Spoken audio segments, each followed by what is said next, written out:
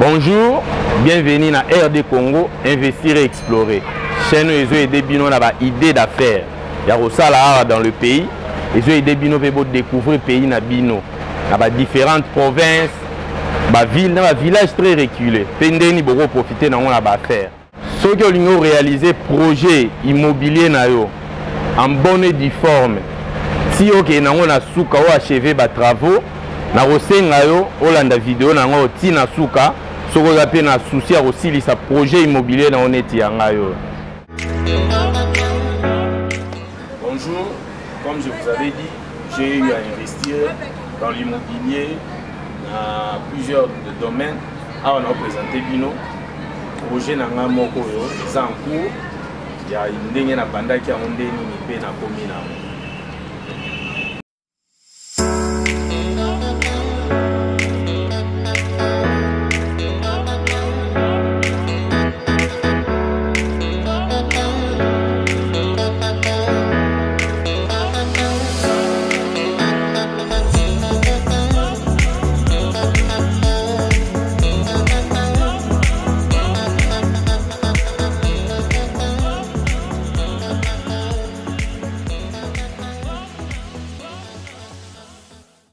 Awa na kati ya projet nanga immobilier, comme je vous avais expliqué dans la précédente vidéo que na investir dans l'immobilier depuis plusieurs années déjà. J'avais pensé pour être beaucoup plus crédible, il fallait na kitanga moko sur terrain pour na la Sabino qu'est-ce que j'ai déjà eu à réaliser. Oh les troisième projet nangai on a réalisé déjà parce que la première on a réalisé gango na kin après vente à kin na ego salaba. Opération, quand je parle d'opération, ils ont achat et vente des secteurs où on a évolué dans l'immobilier. Mais avant l'opération d'achat et vente, très souvent, on a salarana, on a en location, on a profité de nos loyer, après, on a remettre en vente. Donc, immobilier est un secteur moro et senga mbongo et belé. Ceux qui ont s'engagé avec sagesse. Je vous dis, il y a la majorité de parcelles et comme chantier inachevé. Pour moi, je comprends qu'il y a vraiment un grand manque à gagner. Tant que Moutou a un projet immobilier, à qui na soukate, à Tongi, à Katani, na étape Moroboé. Et ça déjà manque à gagner parce que Kangi déjà quantité de Moroboé et que vous allez produire à Tamwanda Mundambu le mois mais local qui a une stratégie oyo et seignalité à se retrouver dans Mbongo parce que l'immobilier ce sont des milliers de dollars. Ceux qui au lingo évoluent non bien au landara chaîne au bossanate au cliquer au s'abonner na robandopé sur la stratégie comment j'ai procédé parce que comme ça demande beaucoup d'argent et c'est nous à moi appui na ba banque et c'est aussi moi crédit na banque pour nous permettre yo ou achever projet na yo na chaîne na non il faut na kitarati sur terrain awa na tout justement na Kikwiti après kolongwa na ya kin na pasteur na komagi na Kikwiti comme ya ville moko na vandi longtemps na réalisé qui projet na ngayawa ndé na ba na la Sabino donc ce bon mona yango na début ndenge zalaki. Vous ne pensez même pas que vous avez état où vous donc immobilier dans le secteur moro et la stratégie belé et pour nous réaliser. En réalité, c'était deux parcelles voisines. Maintenant, tellement le projet, il fallait moins espace à ma casse pour en faire valoir en plus. Tout les travaux koto to aménager malheureusement les travaux on a lancé la chaîne. Nous avons juste quelques images où nous appareil photo au Kanga, image comment on a débuté avec les travaux, tout ça on a créé ça na idée na procédé d'ingénieur. La plupart des ingénieurs que ils sont très coûteux, ils sont très exigeants pour bien dire. Bon, mais moi je vous conseillerais une stratégie, il y a aussi un ingénieur. Si vous avez une stratégie, vous avez un problème avec les techniciens qui travaillent, vous avez un problème avec les ingénieurs. Il faut négocier dès le début. avant babanda ba travaux. Si on négocie dès le début, on a la position de force. Mais ceux qui déjà entamé les travaux, yo osez qu'on a position de faiblesse parce qu'on dépenser déjà mbongo, on remet un souci l'eau qu'on est ici là. Au cas qu'on négocie bien.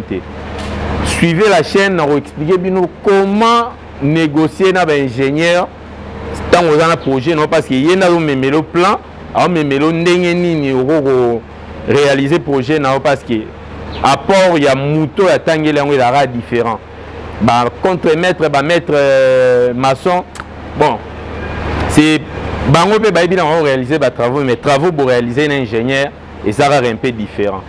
Donc nous sommes dans la stratégie à Rosala pour réaliser le projet comme il faut à moindre coupé parce que c'est aussi une responsabilité de ingénieur et vous avez un inconvénient à la fin de vous faire voir binango. Mon souci était juste de vous faire voir aussi le bien que j'ai déjà eu à réaliser parce que tout le discours il fallait normalement que l'accabino peut la réalisation de la réalisation de donc nous sommes avant la personne au bateau les deux parcelles ça générait moins de $100 le mois.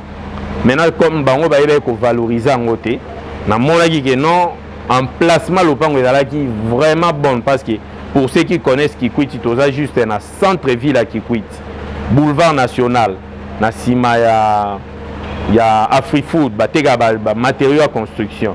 Par rapport à quartier, j'ai trouvé mal comment un bien peut générer moins d'argent bon parce que la majorité des voisins ce sont des expatriés comme je vous avais dit dans la première vidéo. Ceux qui biso moko, toujours prendre conscience il y a richesse à moko na biso. Tout le moyen de investir dans différents domaines. Tu vas se retrouver biso moko ba locataire na pays na biso. Derrière moi, ils ont expatriés. Makele bolo ya moteur wana c'est un Indien oyaye à l'étranger. Mais comme ils ont acheté, il a le droit de faire ce qu'il veut dans sa parcelle. Mais on va essayer de voir ça avec lui pour arranger. Je ne pense pas qu'il faut continuer qu'on Tcharabiso na Makele les boé et zélo au mora bien. Là, je vous fais visiter un peu le bien.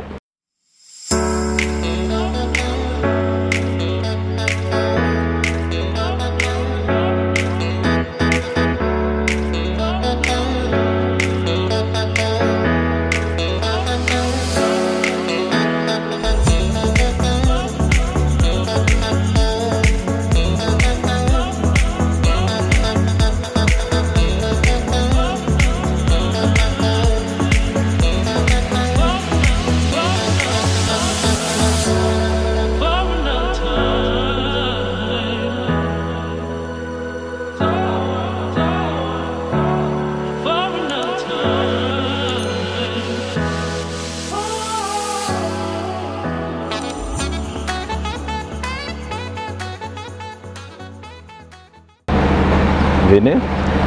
Juste l'espace éthique, l'espace moraux, on a un projet pour exploiter. Mais comme je vous avais dit, moi, dans les affaires, j'ai un grand qui me dit toujours, tout peut se vendre. Comme on a trouvé déjà un potentiel preneur, on a stoppé nos travaux de l'autre côté parce que le but c'était toi grandir en Otikuna, toi grandir en Otikuna, toi exploiter, toi utiliser tout notre espace. Mais comme je vous ai dit, souvent je suis dans l'achat et vente.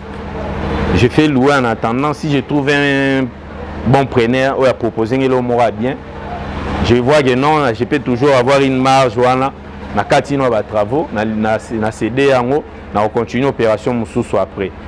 Comme ça l'est mis que la chaîne a commencé déjà projet Salamagi et comme presque à la fin, j'ai pas la possibilité de vous montrer tous les détails, mais comme la prochaine opération,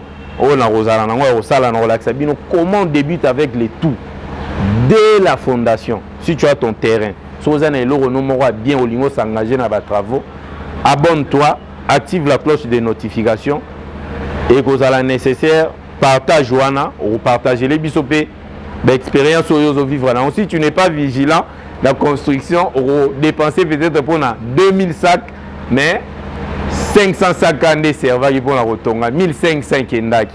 Bilo c'est la réalité, il y a il y a des travaux sur le salissa. On a relaxé. Comment je fais pour na lande la bilo wana nyos. Bato nyos va sala dans le domaine de la construction.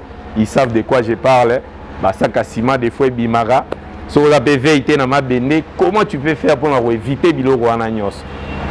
C'est un peu ça, comme je vous disais avant, ça générait moins de $100, mais maintenant, par rapport à ce que je fais comme arrangement, ça génère déjà plus de $500. Donc, conseillez Bino pour s'abonner, pour activer la cloche de notification. Si vous avez une expérience, vous pouvez faire un commentaire pour aider Bisso. Nous allons avoir un échange, comment. Merci, à la prochaine vidéo.